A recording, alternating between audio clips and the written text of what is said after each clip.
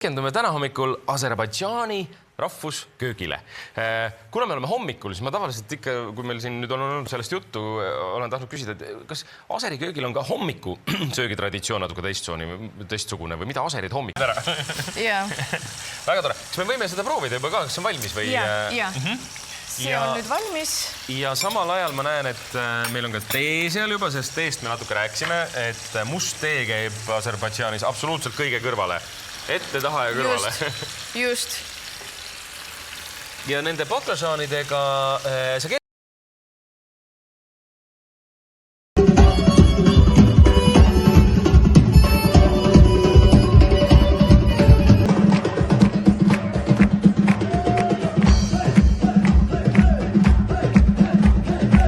oma kunstigaleriid. Ma olen kuulnud ka, et teil on südameasjaks maalida Tallinna ja Eestit ja erinevaid vaateid, siis, mis meil linnaavarusest võib leida. Aga mis täpsemalt, lähme uurime järele.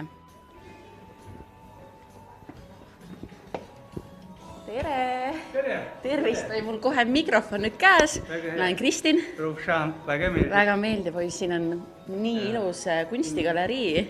Siin on vana linn, oi kui ilus. See on minu armastad, see on Panoram. Tallinnas oli vist kirk, suur Margarita, see on Nikuliste palju, see on church. Ma olen siin Panoram fantaasiah joonistab. Minu esimene tööl, see on Tallinnas. Ma armastan, see on Bakus ja Kaspi meri, vanalinnas. Armastan maali, Aserbaidžaani tüdruk, tantsu, see on miniatuur. Istri siis Aserbaidžaani natuke. Seal on ju need, mis see hobuse motiiv seal all tähendab. See on motiiv, see on polo mängi. See on tuntud Aserbaidžaanis. Jaa, Aserbaidžaani Čovgan. See on tantsu Aserbaidžaani tüdruk. Traditsioonilises riietes, jah. See on vaibatehnik, vana tehnik. No aga lähme kohe vaatamegi asja kallale, sest vaibad on Aserbaidžaanis ju au sees. Vana vaibad 7 tehnik, see on üks tehnik vaibad. See tähendabki, et niimoodi rida kaupas hakkad seda üles ehitama. Орнамент тоже свой очень насыщенный и разнообразный, и каждый орнамент свое значение есть. Как я художник ковроткачества, и тоже использую это много разных орнаментов. И здесь показано, видно мои работы, которые я когда учился, ткал, и все ручные работы.